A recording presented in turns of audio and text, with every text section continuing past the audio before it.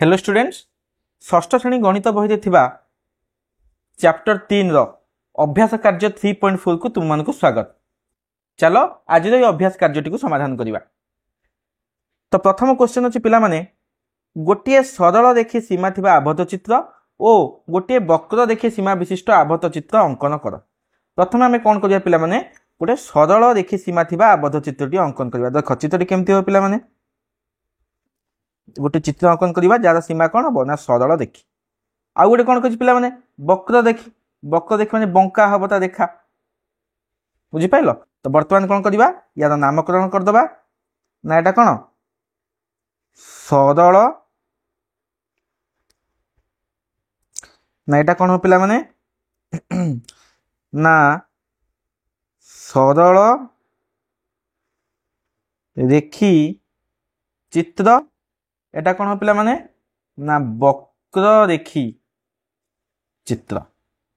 बर्तमान आम दुईटा चित्र आंकी देइचंती। चलो तापर 2 नंबर पॉइंट रे कौन देइची ख पॉइंट रे ना आंकी थिबा प्रत्येक चित्र रे दुईटी अंतस्थ बिंदु और दुईटी बहिस्थ बिंदु चिन्हट कर। आम जो चित्र दुईटी आंकीचंती तार कौन ना दुईटा अंतस्थ बिंदु माने ता भितर जो बिंदु चित्र भितर एवं दुईटी बहिस्थ बिंदु को कौन करवा अंकन करवा। अच्छा सरल देखी सीमा विशिष्ट चित्र अंतस्थ बिंदु दुईटी को केएल नाम दियो। देख यार भितर आम कौन करवा दुईटा बिंदु अंकन करवा तार ना कौन दबा अंतस्थ बिंदु ना या ना दबा केएल के और या ना दबा कौन एल एवं बहिस्थ बिंदु दुईटी को एम ओ एन नाम दियो। बाहर भी दुईटा चित्र बिंदु आंकी दबा है गोटे नाम दबा कौन पिला माने एम आउ गोटे नाम दबा कौन ना एन बुझिपाइल।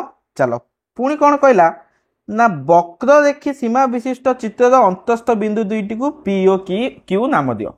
जो वक्र देखी चित्रटी अच्छी तार मध्य दुईटा अंतस्थ बिंदु नेबा आउ कौन करवा ना दुईटी बहिस्थ बिंदु नबा। जोटा अंतस्थ बिंदु ता ना कौन दबा पी क्यू पी आउ कौन क्यू आउ बहिस्थ बिंदु ना कौन दबा पिला माने ना आर आउ कौन एस बुझीपार पिला माने। चलो तापर ग नंबर कौन कहूँ ना प्रत्येक आबद्ध चित्र सीमा उपरे गोटे लेखाएं बिंदु चिन्हट कर। पुणी कौन करवा ना आबद्ध चित्र सीमा उपरे सीमा माने परिसीमा बाउंड्री उपरे गोटे लेखाएं बिंदु चिन्हट करवा। सरल देखी चित्र उपरे गोटे बिंदु चिन्हट कले या ना देवा कौन ना वाई सेमती वक्र देखी चित्र उपरे आम कौन कले गोटे बिंदु चिन्हट कले ता ना देले कौन जेड बुझीपार पिला माने। आम बर्तमान कौन दुईटी चित्र आंकी देइचंती गोटे है कौन सरल देखी चित्र आ गोटे हूँ वक्र देखी चित्र तार अंतस्थ बिंदु आ उपरिस्थ बिंदु एवं बहिस्थ बिंदु को आम नामकरण कर सारी बुझिपारे पिला माने। चलो परवर्ती क्वेश्चन को जीवा। परवर्ती क्वेश्चन हूँ क्वेश्चन नंबर 2 कौन कहला ना एपरी एक चित्र अंकन कर जार अंतस्थ पा बहिस्थ बिंदु देखा संभव नुह।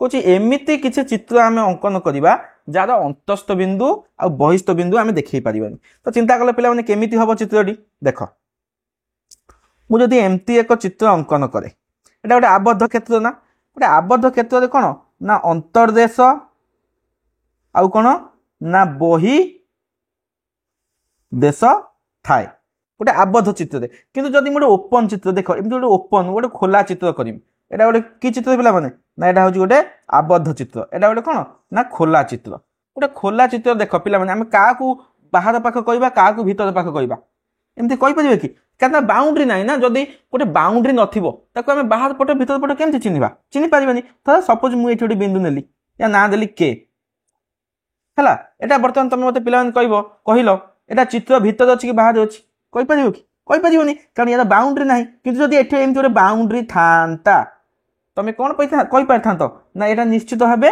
चित्र भीतर अच्छी अंतर्देश अच्छी बुझिपारे पिला माने। चलो तुम तो बुझीपार। चलो बर्तमान कौन करवा ना सेमिति किसी चित्र आम अंकन करवा अंकन करिकी देखेबा सेमती चित्र कौन हो पिला माने देख एमती गोटे कोण जदि आम गोटे आंकी दबा सॉरी एटी हाँ ये चित्रटी देख। अच्छा पिला यार अंतर्देश बहिर्देश किमिति जानिबा जानि परिबानी कारण एटा खोला चित्र सेमती एमती गोटे चित्र जदि आमे आंकीबा यार भी आम अंतर्देश बहिर्देश जानीपर एमती जदि गोटे चित्र आंकिबा यार अंतर्देश बहिर्देश कौन जानीपर कि जानीपर ना बुझिपार गोटे चित्र कहता पे तुमको 3 गोटी चित्र आंकिक देख एमती तुम असंख्य जदि कौन चित्र बाउंड्री ना तार अर्थ कौन तार अंतर्देश और बहिर्देश को आम चिन्ह पार ना। चलो परवर्ती क्वेश्चन ओ पिला माने 2टी क्वेश्चन अच्छी ए अभ्यास कार्य तो बहुत छोट अभ्यास कार्य पे आशा कर अभ्यास कार्य जो कली तुम निश्चय बुझी पार्थिव ठीक अच्छे छोट अभ्यास कार्य करनब पे। चलो आज तो क्लास सैला पुणी आम देखा कौटी ना अभ्यास कार्य 3.5 ठीक अच्छे धन्यवाद।